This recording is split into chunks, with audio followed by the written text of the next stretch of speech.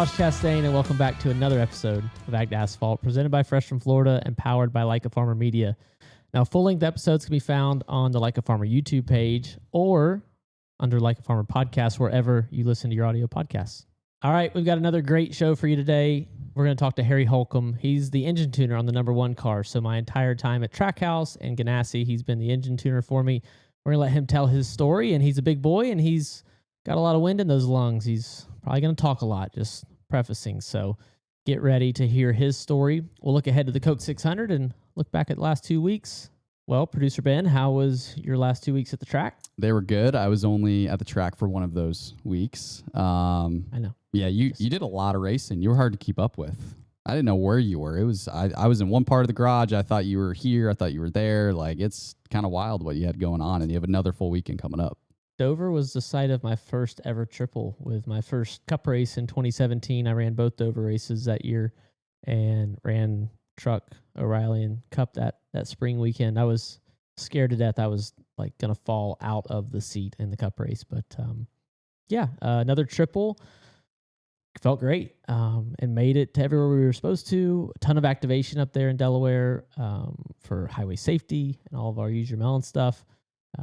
And then the JRM O'Reilly car, I mean, it all went smooth on my end, like off track. So that's productive. I feel like we've got a well-oiled machine of people around me that help make sure I'm where I need to be. Yeah. The track stuff could have gone better. A few different things. But you think? Yeah. How about we just pit with the entire truck field? That was your call. I led us to that. I thought it was too early. We were outside of the fuel window, and I didn't think the tires would last a full fuel run to begin with. I thought we would wear them out, cord them, and have to pit. So, definitely wrong call. When I saw Kyle and Ty turning down off the track, I had time. I looked up, and I had time to turn down, and I had already decided in my head we were staying out, and I thought more people would stay out with me, and it'd be kind of, even if it was 2/3 pit, 1/3 stay out at worst, I thought at least a couple trucks would. Like, my gosh, somebody. And it was just my teammate. I wasn't listening to the radio, but what was the conversation leading up to that? Just with you and the number of laps and confirming how many laps we could go on a tank of fuel. And then I just said, I don't think my tires will last that long. And I still stand by that. It was the wrong call. Okay, clearly. But if they didn't all have to save fuel at the end and they keep pushing hard, I think somebody pops right front. Interesting. So, had to pit under green and was out of it. But best effort for sure for me in the truck this year, competing, leading laps, took control of the race, pit crew doing great. Just bad call, bad thoughts on my part about not just trusting to go with the grain of the series. And in Truck and O'Reilly, you don't have enough sets of tires really. So, just a lose-lose. Sucks. Yeah. O'Reilly car, fast again, leading laps, but not as strong compared to the field for us in the 9 car at Dover. First pole in a while, though, at the very least. Second one ever. Yeah. Yeah. 2018 was your first one in 42. Wow, you watched the TV. Thank you. Yeah, you're welcome. Yeah, they made a big deal about that. Just haven't always made a lot of speed in those cars in qualifying. So it was too tight the whole weekend except qualifying. It turned great. And, Taylor got into us off a Ford, knocked the tail off of it. It was over after that. But really, we were strong enough to like keep cycling in that top 3, but not strong enough to keep. We had control of the race, and I couldn't hold it. So, also, I was getting terrible restarts. I was getting beat on all the restarts. Yeah, I think you were on the front row in the beginning on both lanes at one point, or like you swapped off and like you just could not get going. Because how hard is it to get off the bottom pretty well? Because I think it's the top typically preferred. It is. If you're on the front row. Yep, it is. It is for sure. But just have a lot of engine bucking coming to the restart zone, and then wheel spin as soon as I'd like try to launch. So I could have got more aggressive with my restarts, but after my Watkins Glen penalty, I'd like to go in the zone. So yeah, and that's the second year they've had that restart zone rule, I think, where they go earlier at the Glen, at the road courses, yeah, the road courses, but not as early as I went. Yeah, wrong zone. Yeah, I was still in the slow zone, and I went fast. Yeah, and then the Cup car, that was the best we've been with that downforce package at Dover for sure. So felt like for 750 horsepower, the less diffuser, all the stuff there, the one team was definitely like without the all-star qualifying, we don't qualify that well. Like our lap wasn't that great. We missed it loose, but the body of work there in that first segment was enough to stay in the top five-ish, and then finish third when we stayed out at the end. So, happy with the progress. Car was much more drivable than Bristol and Darlington, the other races we ran that package. Yeah. What do you think of the resin they put down? I can't see it. Yeah. I don't know. It feels like so dark throughout the race. So the rubber goes down, but I've been running the top in the O'Reilly car there for a decade. Mm-hmm. So that was before resin was a thing. So I don't know. Spray it, don't spray it. I'll adapt and be fine. Yeah. Watkins Glen. The week before. Yeah. A lot of rain. Yeah. The first session for trucks, I think, was very interesting to see how everybody was managing that. Gosh, it's been so long ago now. I'm trying to remember it, honestly. I remember the O'Reilly practice. Yep. We just sat and waited. I actually misunderstood them for O'Reilly and thought that it was the end of that was a qualifying session. So I waited to the very end, made like 3 laps. Yeah. It was not. We were going off the metric. So I was like, we're starting 11th. And I asked Zilich where he qualified, and he's like, buddy, we didn't qualify. I was like, no, I qualified 11th. He's like, no. So I'll just tell myself, and definitely out there ripping like I was qualifying, and I was still only 11th quick. It's hard to keep track of because sometimes the road courses, they like swap if it's like rounds or single cars, or everybody goes out at once or anything. So, and to try to translate from all the cars and everything. Yeah, just misunderstood the crew chief and spotter there. But, made it through that race. That's very clear in my head because we made it on fuel and finished 4th. That was cool. I smacked the tire pack though. Yeah. I was up with the TMT guys up in the old F1 starter stand. F1, stand. And we're going, we're like up, and then boom. I was passing for like what would have been 3rd after all the fuel stuff and like, way overcooked the corner.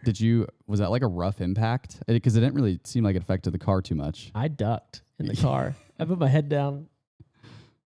I did. I couldn't help it. I had my wheel turned all the way right. And right at the last second, it's coming right at me. And the hood bowed up, the fender popped out, like it was all messed up. And then as I went into turn 2, like with the downforce, it all kind of pushed back together. So another sign of how good the composite bodies are in O'Reilly and Cup. Truck definitely would not have. The truck would have probably been done. Exploded. Yeah, so, for sure. Metal bodies on the trucks. Definitely not as forgiving. I don't really have an opinion on what's better or worse for like the teams and all that, but driving wise, when you're going to hit things, you want it to be composite, not metal. Mm-hmm. So, TMT guys had a good time. They had a really good time. Yeah, I think we could come back for more, which is cool. They didn't hire you, did they? Hire me to do what? They're hiring. That's what they're telling people. TMT. Oh yeah, they did not try to recruit me. Yeah, they were more worried about the bush light that was flowing for sure. Yeah. So yeah, they're a good time. Yeah, they are. So I can't believe I haven't met them before. Yeah. Yeah. I think we have the hard hat. The helmet is hard hat from when I went to the quarry. Yeah. It was like negative 10 degrees. It was freezing and blew some stuff up. That's sick. And like granite quarries, a lot of gravel. So surprised they can get in the ground if it wasn't frozen or anything. No, well, they're using dynamite. Yeah, they can break through anything, I guess. Big excavator with like hydraulic. What were they calling it? They had a name for it. It's like a hoe ram. That's what they call it. It's a hoe ram. Hoe ram? Yeah, that's how they chisel granite with a hoe ram. You'll see it. We did a lot of content around it. So. Okay, interesting. Yep. You want to talk about the Cup race? Well, the truck just that I wrecked. Trucks. After I jumped the start, then wrecked for like 20th, trying to go buy some slower trucks and just got turned. Mm-hmm. So, bummer. Yeah. Caden though got his first win. Got his first win. Cool. Yeah. Yep. Doubled up at the Glen, ARCA and truck. Jumped on a plane. drank all night. Yep. Up until 4, I think. Yeah, which 4 or he 5. does not do that. No. Which shows you how important winning is. Like, he wanted to celebrate. Not good at shotgunning beers. That was not shotgun. That wasn't a shotgun. Why, he opened it and crushed it, and it just kind of went all over him. Yeah. Look, I'm a beer guy. Okay, I drink Busch Light. Yeah. Drive the Busch Light car. I'm not shotgunning beers. I don't shotgun beers. Yeah. I don't have the capacity. I mean, he made his bet with the tweet, so he had to. I don't know if he's gonna make it his signature celebration. He needs to stop. Yeah.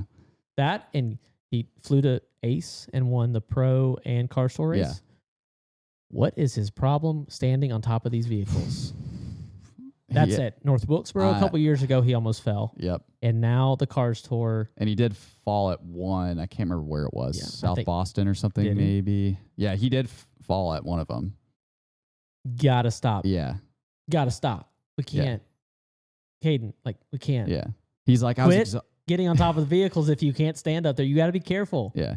He's like, well, I ran 4 races. I was dehydrated. I drank the night before. I'm like, cool. Then just get out and or you do what Justin did when Connor won the Riley race and put a mattress underneath there just in case. Yeah.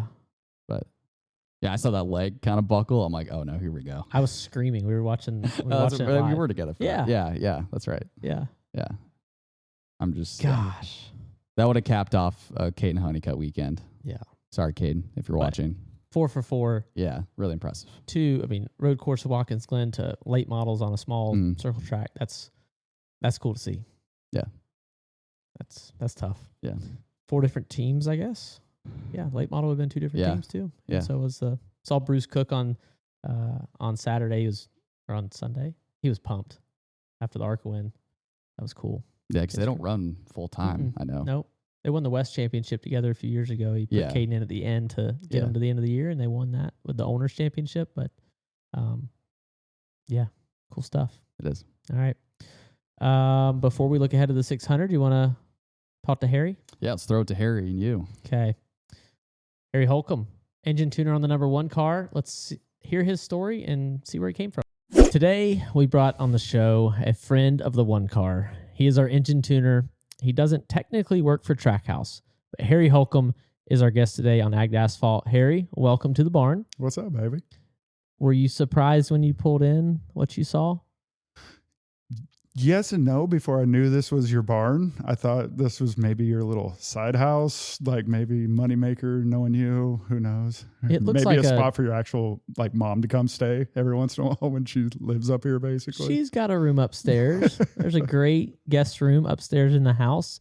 No, this is the studio at the farm. It has evolved through a couple iterations of work, but we have 3 walls finished. I was about to say 3/4 of the way there. Halfway there, I'd say. That 4th wall has a lot of work. Oh, yeah. We just blew out the wall, though, about half of it, and really weird to talk about something off camera, but yeah, got some open dirt in here, got some quickcrete. We need a couple bags we need to mix up. And you'll be fine. It'll be fine. Yeah. Finney, some of the guys at Nice are in here doing this work when they're not building fast trucks.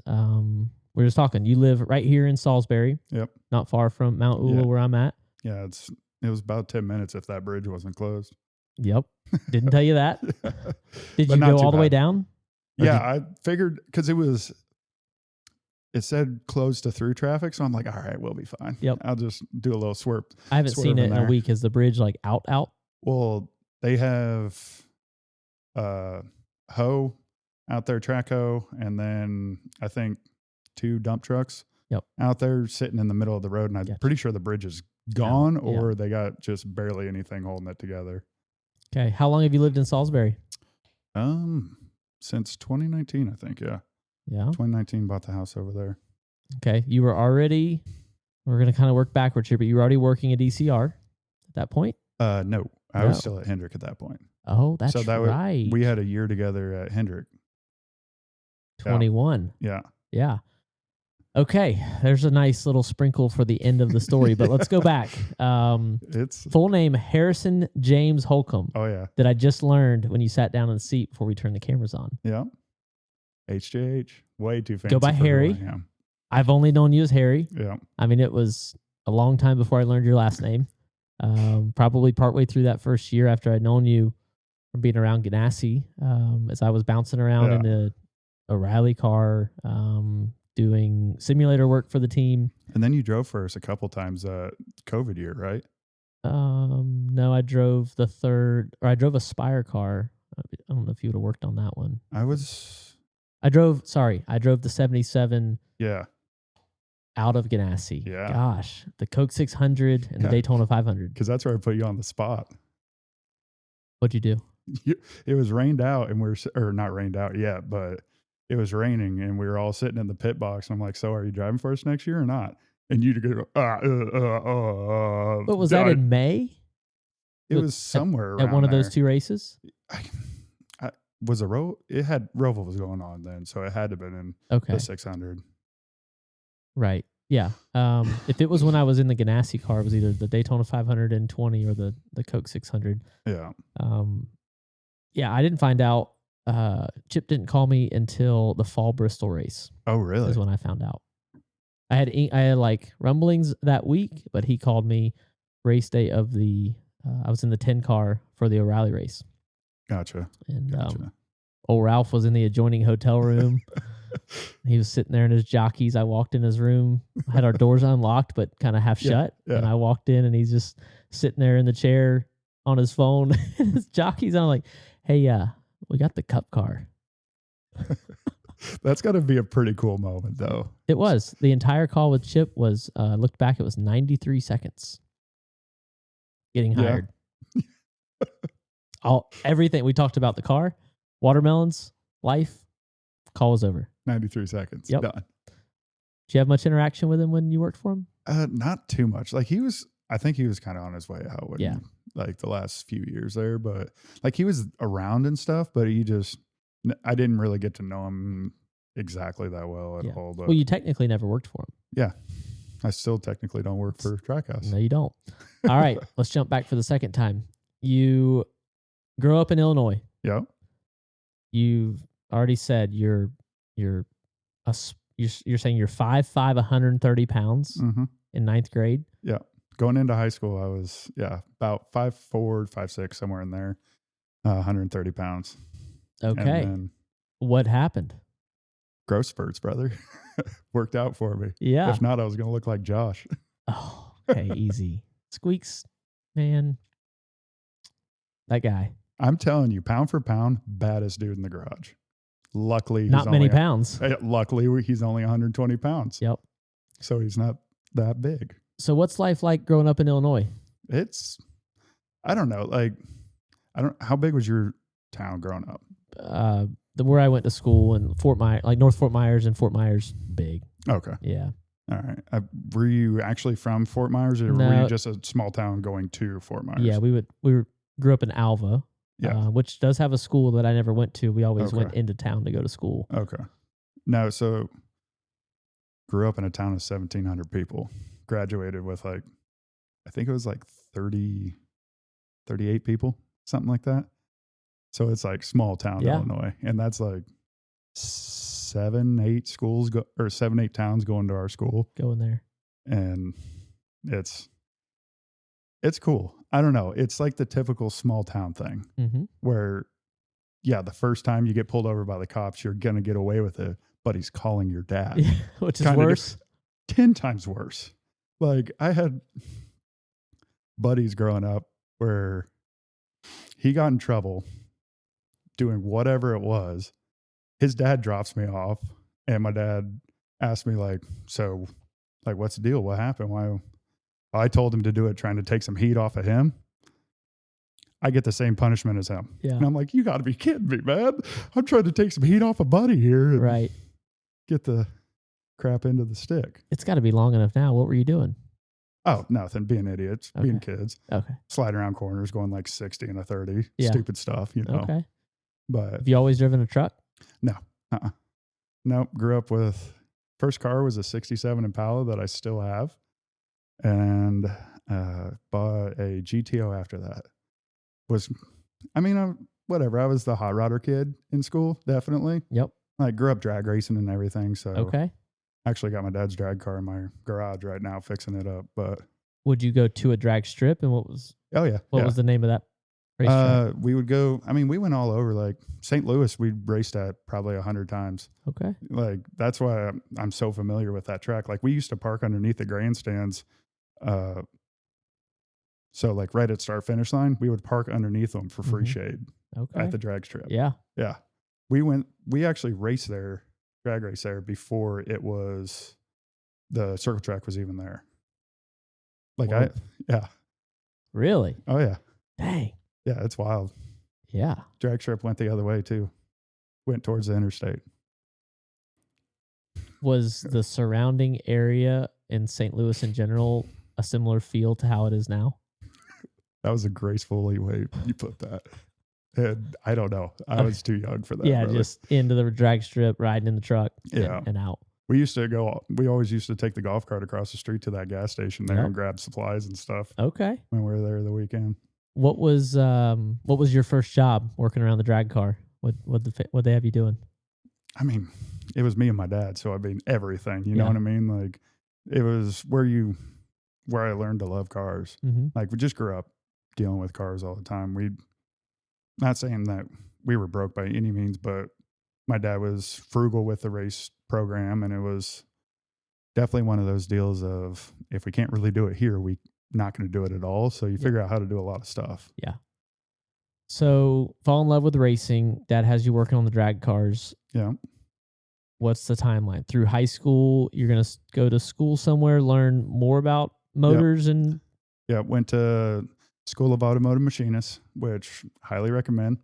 They definitely brought me up, and I would say it's equivalent to being in the field for 10 years, like 5-10 years, something like that. You definitely can get the same stuff from other ways of doing it, but they definitely move you forward pretty quick. Where's that school at? Houston, Texas. Okay. What's that move like? Yup. Going from a town of 1,700 people to a highway that's 10 lanes.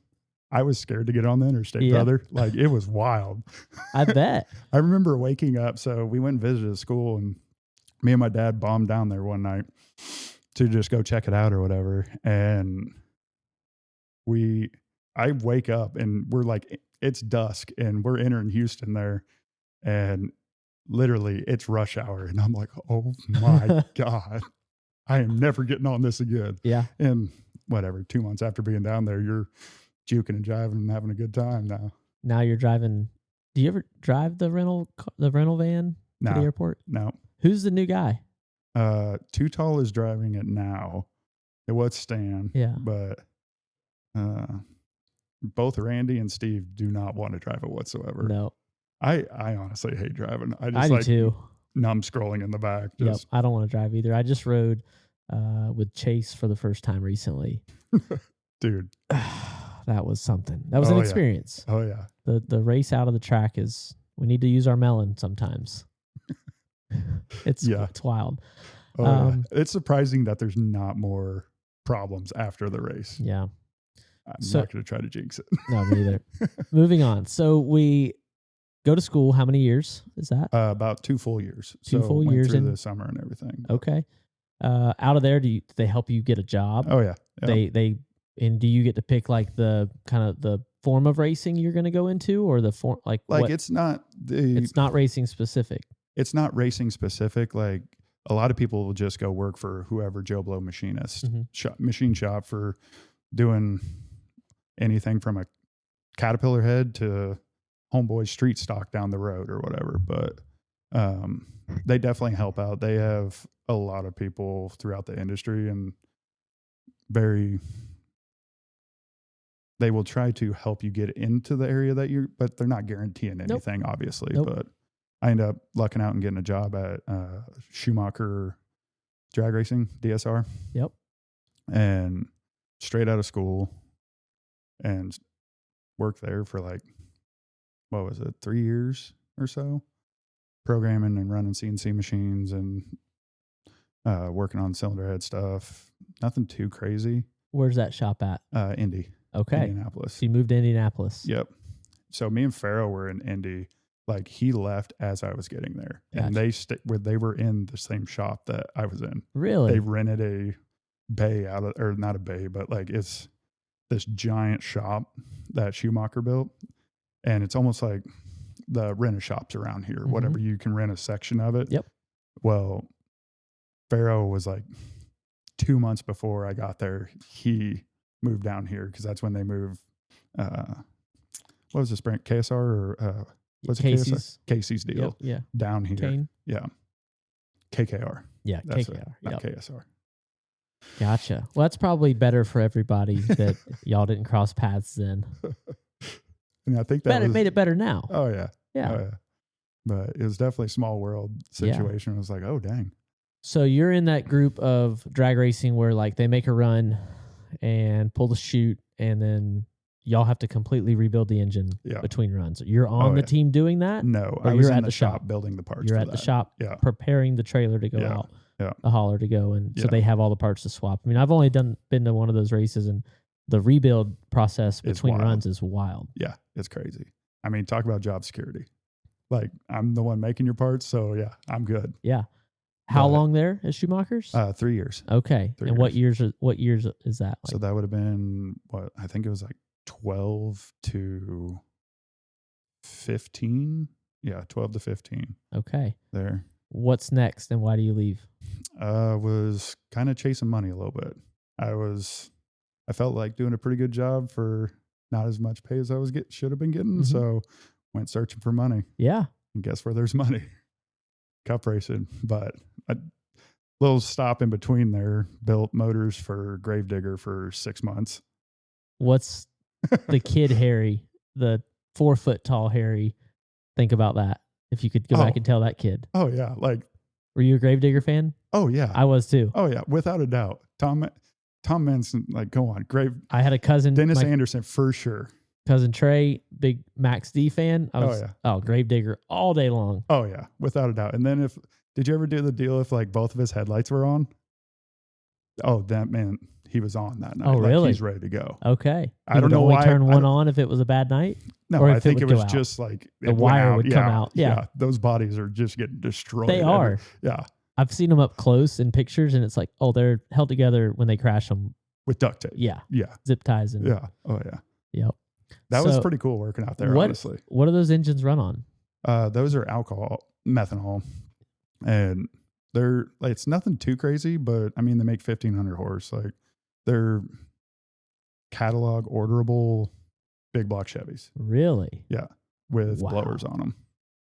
Wow, yeah, that's wild. It's pretty cool. Like, not trying to downplay it. It was a fun job when I was out there. Did you ever get to ride in one?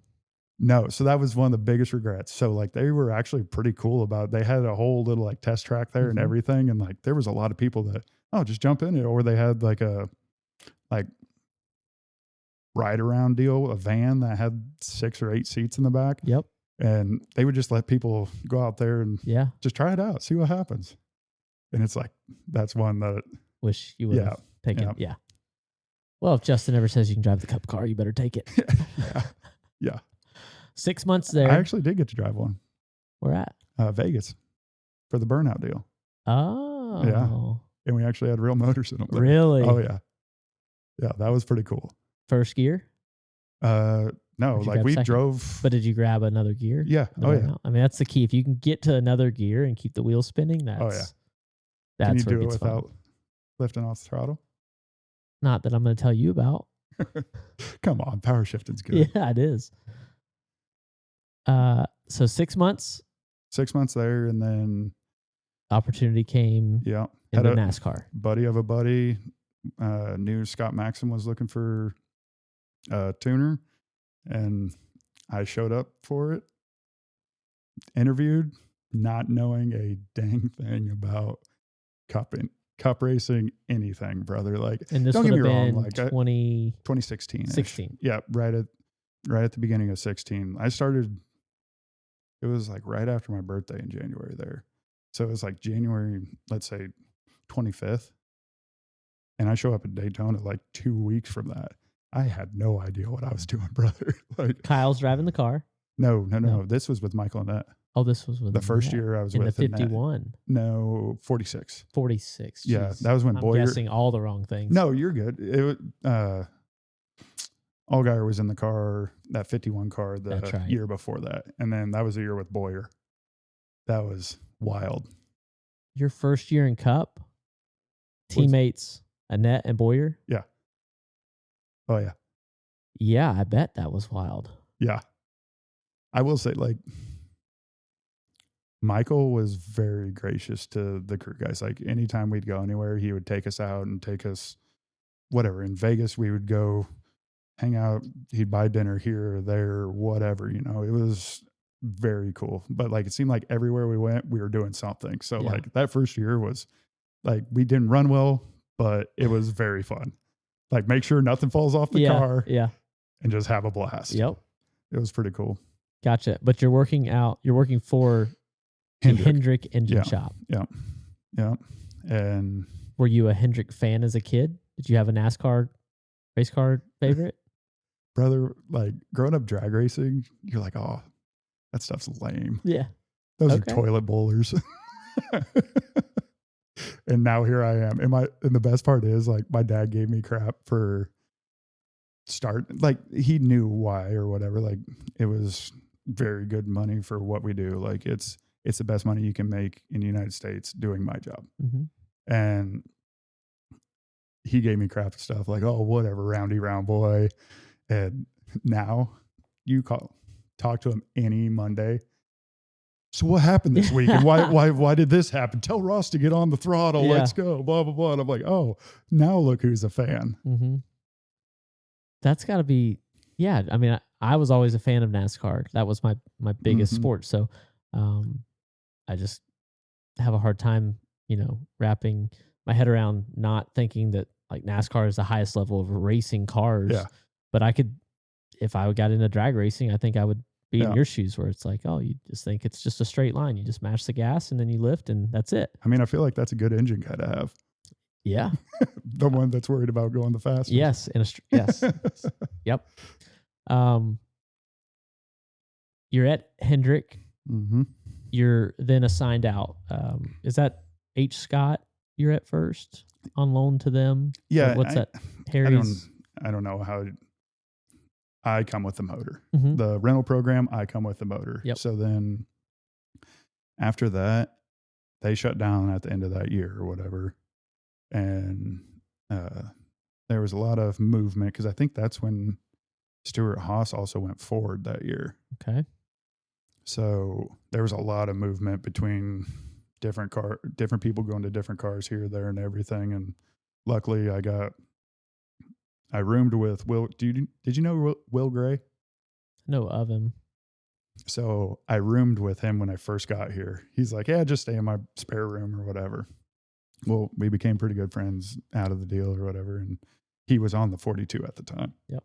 And so then I think that kind of put my foot in the door of getting the 42 then. So then was on the 42 in 17, which that was a very up and down year for me, because we ran very well till Kansas 2. That's right. Yeah, that was a bad day. That's right. That was a bad Ever day. figure out what happened to that engine? Valve springs. Hendrick was struggling with valve springs at the time. And that's a supplier thing. They're buying those. It's a parts failure. It happens. You're pushing stuff to the limit. Yeah. Like, we are at the cusp of stuff coming apart. Yep. Like, it's right there. So that's why I'm always on you about keeping off the rev limiter. It's not the upshifts that are the problem. It's the Yeah. downshifts. Yeah. Weird. Gen 7, I think, rewards high downshifts and getting to the next gear at the highest possible RPM. The transaxle, I can't describe it, but it makes grip. You see it across the entire field. I just go a little early sometimes. Have you thought about, so have you seen how Shane, I'm sure you've studied his road course stuff, but it's like, I think it seems like he downshifts and then uses the clutch, like you're saying, to use that rear grip almost as a brake bias situation. But I don't know. I need for sure. I can't make my feet do Dude, it. I know. Like, he's so consistent. There's no possible way I could do that. I'm still working at it. I know, but it's pretty impressive. It is. Like, it's a craft. It's for sure a craft. It has changed the game in our sport. Yeah. And there's going to be somebody now that's going to come along and be in NASCAR and grow up in the sport, unlike him where he came from across the world, other side of the globe. And they're going to mold it together, and it's going to be the next level of NASCAR driver will learn from SVG for sure. Yeah. Like, his footwork is impressive. Yeah. But so we got 5 years at the Hendrick Engine Shop. Roughly 16 to 21. Yep. Say around 5 years. Yep. I'm then in the car in 2021, the 42 car. We run that year. We find out later in the year, late summer, that Chip is selling something that now that we look back, we can see the writing on the wall. That was a pretty good time in Dover, buddy. All right, I'll just tell on us. We had ran the doubleheader at Pocono. Yep. Saturday, Sunday. Crashed on Saturday, crashed on Sunday. It was a bad weekend. Both cars KO'd. Bad. Both operator error, crashed both. Crashed.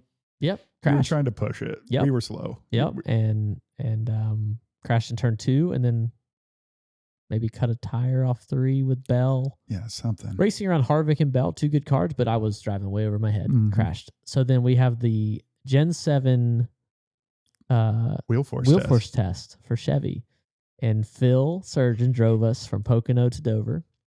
You and I got there and had a good time. And you were so set on me not setting an alarm that night. Yeah.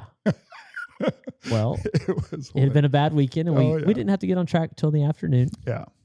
And it might have rained. Did it rain? I can't remember if it rained or they were setting up or what. Yeah, but we didn't have to be there till like 11 or something like that. Yeah. And then we didn't get on track till after lunch. So, look, we're there. We're making laps between runs, and I get a text that says Justin bought chips. And I look around, and no one else is freaking out.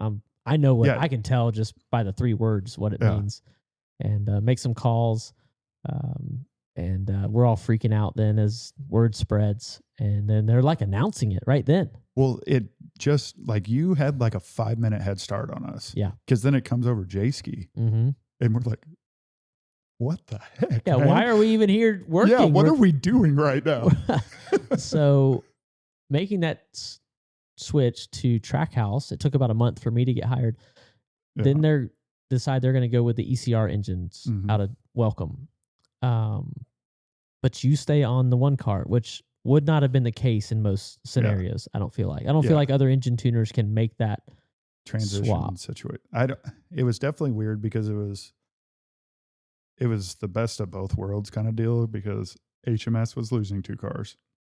So they had a spot for me, but we're going to make a spot for me, if that makes sense. Yep. And it was like, I love working at Hendrick. Everybody was very cool there, but I got the opportunity at ECR and to stay with all the guys I worked with for 5-6 years already. You know what I mean? Like, got to stay with you, got to stay with all my buddies, you know? And because at that point, like during COVID, like we were all just, it was wild, man. Like, you had those guys and that was it, brother. Yeah. Like, it was crazy. Yeah. Like, there was no like going out and hanging out with friends or anything. And it was just like right in the mix of it. Yep. So it was definitely one of those. I was lucky that ECR wanted me to bring me on, and that just it all worked out the way that it did. But yeah.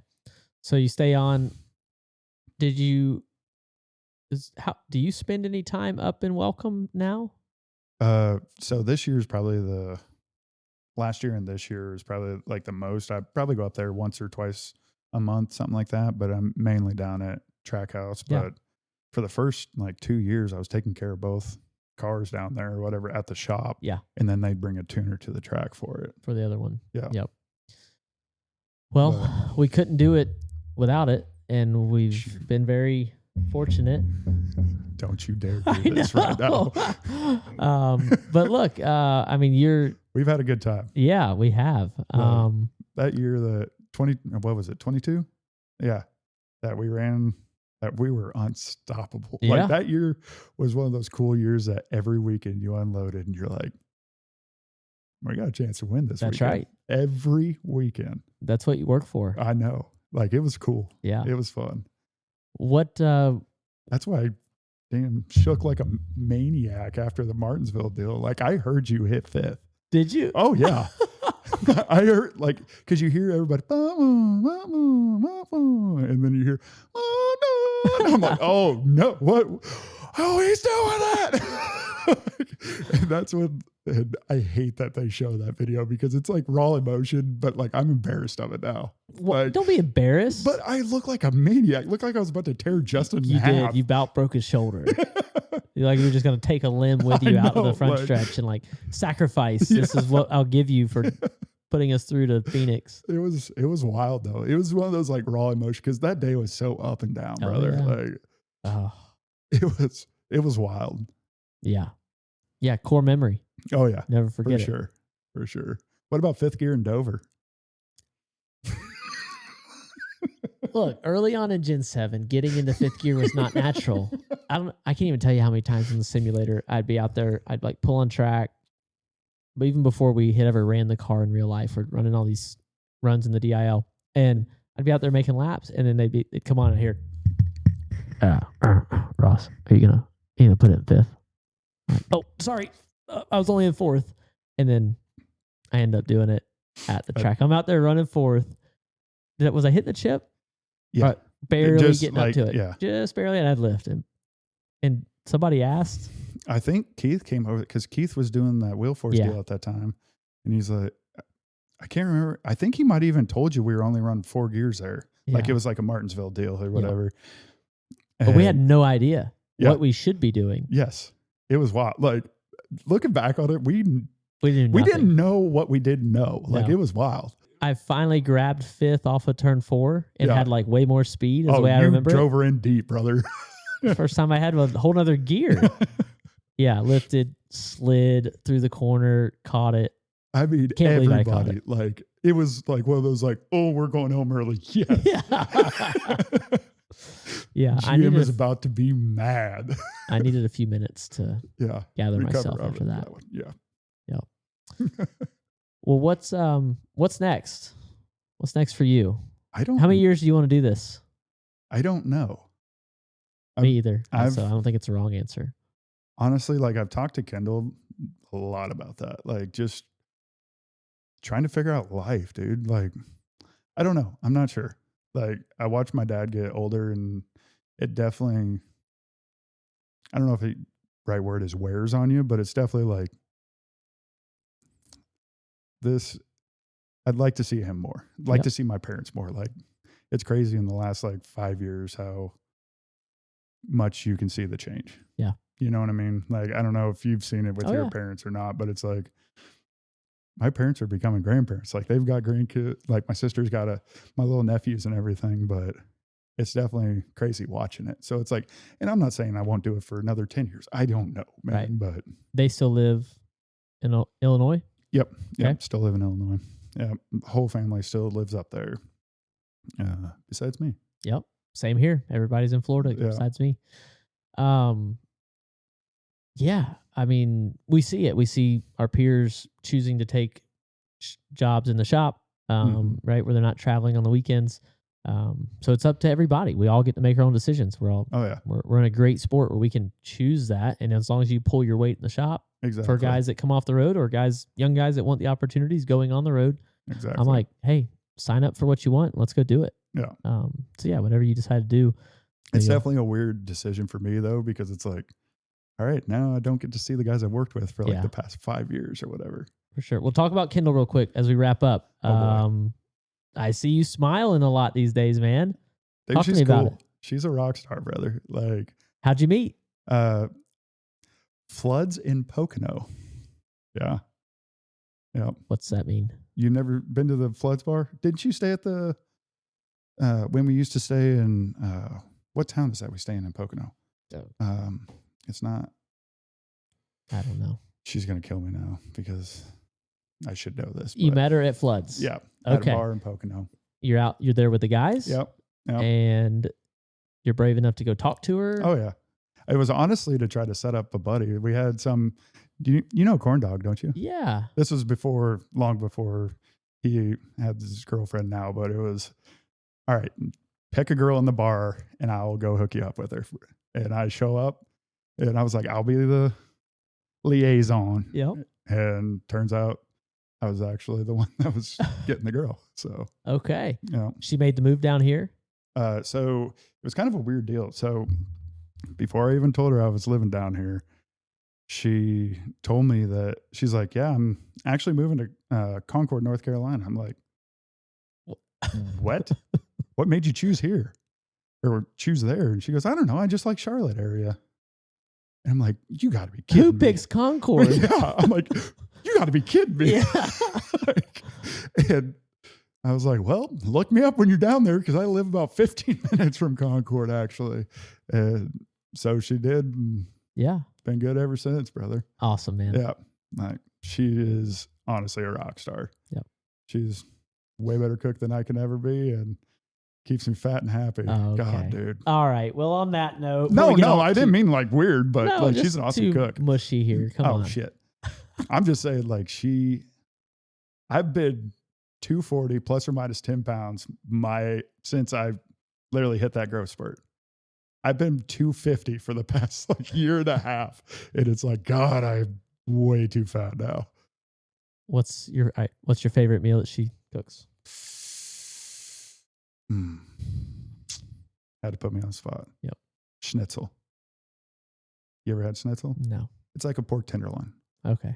It's like a thicker pork tenderloin. Okay. So yeah, it's pretty good. It's like a German thingy.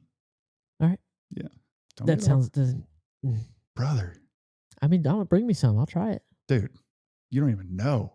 You never do you not like pork I've tenderloin? never heard it. Yeah, pork tenderloin, but like a fried pork tenderloin? Just the name is throwing me off. Yeah, because it's like German. They always have weird names. Yeah. If you look behind you here, we have the homegrown challenge. There's a chalkboard right there. McSwain was our first guest in Too Tall.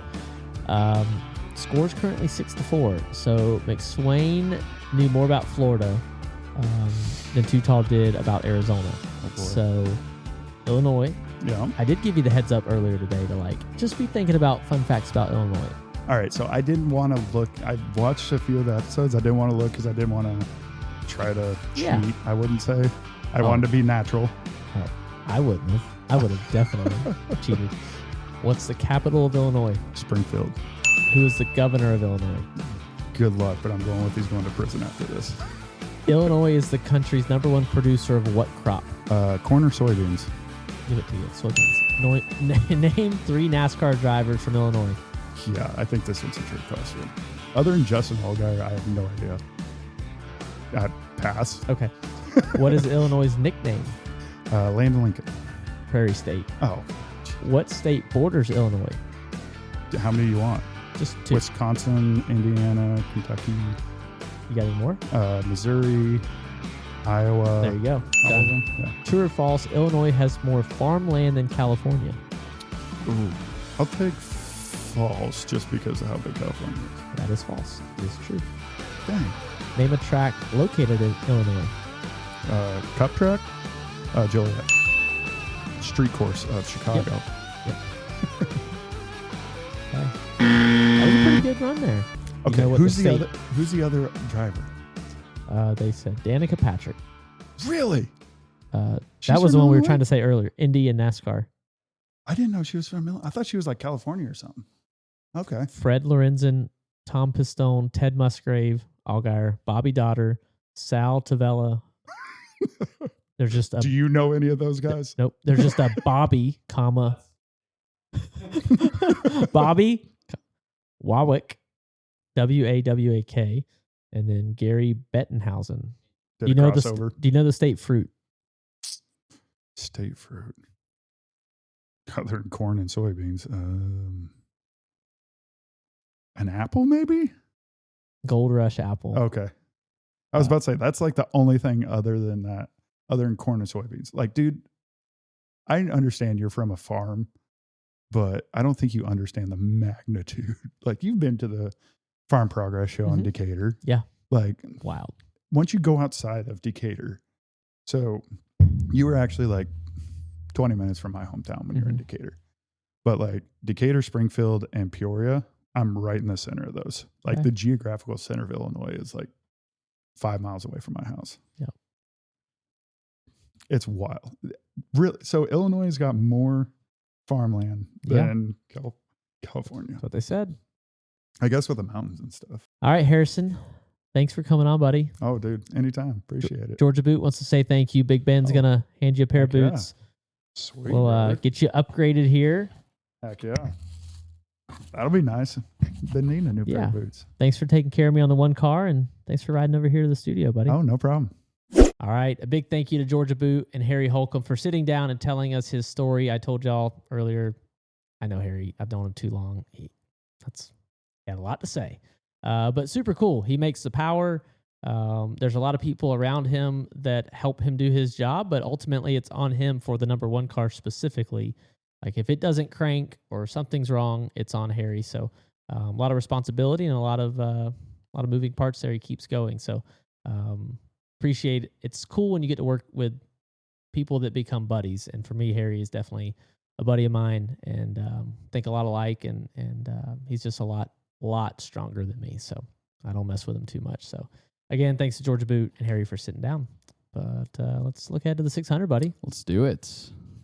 Try to run it back this year. Let's lead a few more laps. I'm selfish. I'm greedy. Yeah.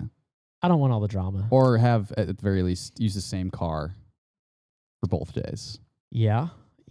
I thought you were gonna say use the same car. I have no idea where that car is. We did run that car after we won last year at Pocono. They even had like confetti taped inside for me, and we ran. I mean, bad. We were not good.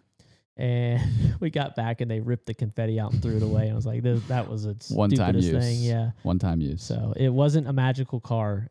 It was a whole body of work for the setup. So got another triple. God, you love the triples. I do, man. I think the best way to be a better race car driver is to race. Like when I was a kid, I got better at Punta Gorda Speedway, what ended its life as 417, by running the pro truck when I moved up. Well, the best I felt like I ever was I ran the kid race, which was a 35 lap race.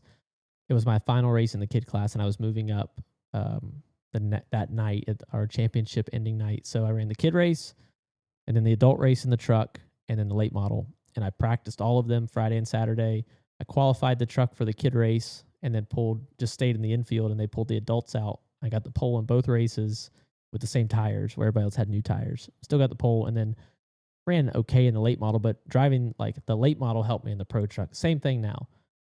Didn't know it back then, but now that I study how to drive, driving the Cup car, the O'Reilly car, and the truck to start the weekend helps me getting in the Cup car. Like the truck and Cup car are more aligned than the O'Reilly car for me driving. Like when I turn in the corner, the truck feels more like the Cup car than the O'Reilly car is its own animal. Like there's no grip. There's a lot of power. The tire doesn't have as much downforce pushing it into the track as the truck. So, definitely looking forward to it. Whenever the weather does, we'll be ready whenever the track's dry. Yeah, I'm nervous. Okay. We're at home. I mean, we could be stuck across the country. Yeah. It's also supposed to rain for the next 8 days. So we're at home. When are we going to get it in? Whenever it's dry. So next Tuesday. Okay. I'll be here drinking Cokes. School nights now. So, whenever we do it. So, looking forward. I'm in the a very patriotic 45 truck. Yeah. East Motorsports. Some Protect Your Melon action for the North Carolina, reminding North Carolina people to buckle up. O'Reilly car is my first time with Carolina Carports. So I got that black and gray. I think it's built off an old Sam Bass painting. It is. It maybe was originally going to be the 3 car way back, but never made it to the racetrack. And then another jockey car for Sunday. So Folds of Honor, the McCain family on the car this week. Excited to see all them and meet his daughter, and hope to share a cool experience like we did last year with the McRaes. Yeah, I like the tank design. A little bit different twist. Took me a minute to figure it out. I was looking at it and they went and I said, oh, hold on. I'm going to figure this out. I'm going to figure out what this is. Just give me, and then I figured it out. Nice. So not the brightest car in the world. No, it's not. Well, it's okay. It'll blend in the night. Yeah, I don't think McReynolds wants it to blend in. So, yeah, man, I see Catherine Legg. Yeah, she's running the double. You're running the triple in Charlotte. She's running the double. Yeah. Indy and Charlotte. That'll be cool to see. Would you ever do the double? Of course. Yeah. Yeah.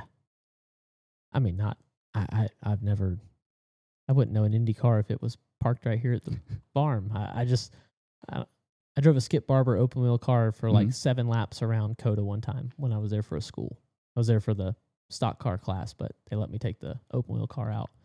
Of course, I'll do it, but not soon. Yeah.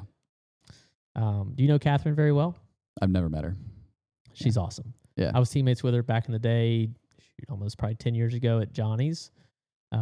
She came over, ran a few races, and just see her around the track. And she ran some for Jordan Anderson recently, maybe a year or two ago.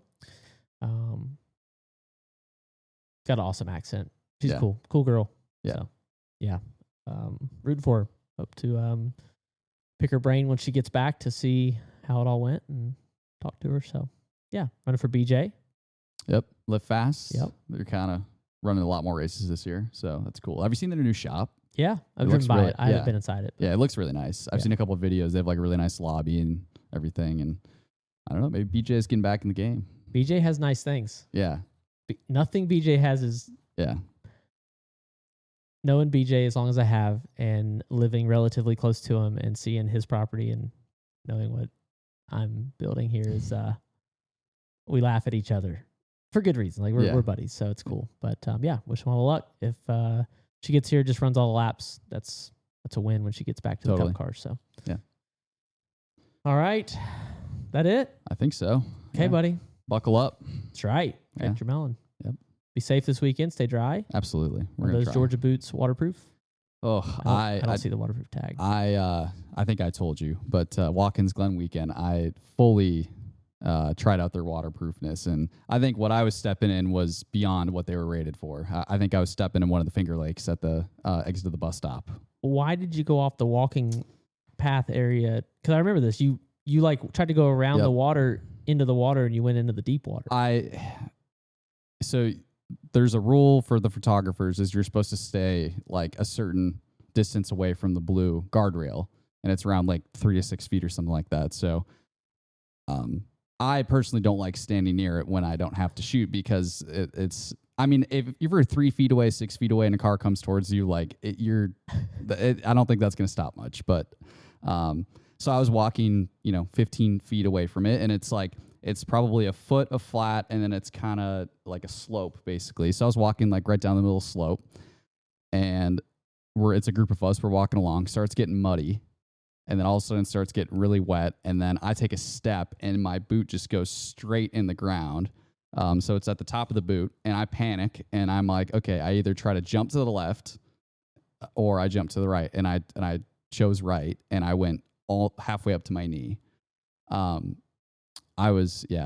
had soggy boots for pretty much the rest of the weekend. They would not dry. And that was just because of how humid the air was and everything. And it was rough. Yeah. So, they're water resistant, but you can't take. You filled it from the top.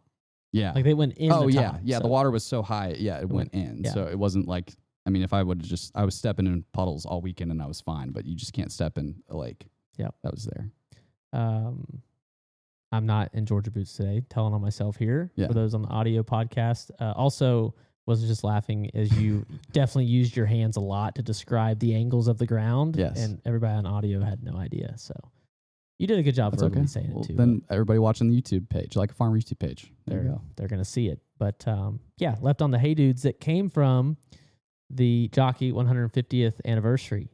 Our partner Jockey is 150 years old as a company. Wow. And we had a big party last week up in Milwaukee, and they had a fashion show. Luckily, did you partake? They did not make Shane, Connor, and I partake.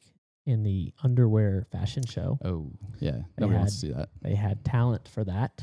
We just walked out in polos and waved. But they gave us these, and they're comfy. A rare jockey shorts day for me. Nice. I'm not a shorts guy. It's hot. It's warm. We're in hot podcasting season now. The mini split's on the way. Yep. We're just struggling to finish the fourth wall. Yes. As soon as that's done, Scott's ready to put the mini split in, and we'll be chilled out here. So I'm looking forward to it. Yeah. Hashtag soon. Yep. All right, bud. All right. Let's go to the track. Yeah. All right. Let's close it out. Let's do it. All right. Thanks, everybody, for tuning in to another episode of Act Asphalt, presented by Fresh from Florida and powered by Like a Farmer Media. Remember, these episodes can be found on the Like a Farmer YouTube page and wherever you listen to your audio podcast every other Thursday. We'll see you on the next episode.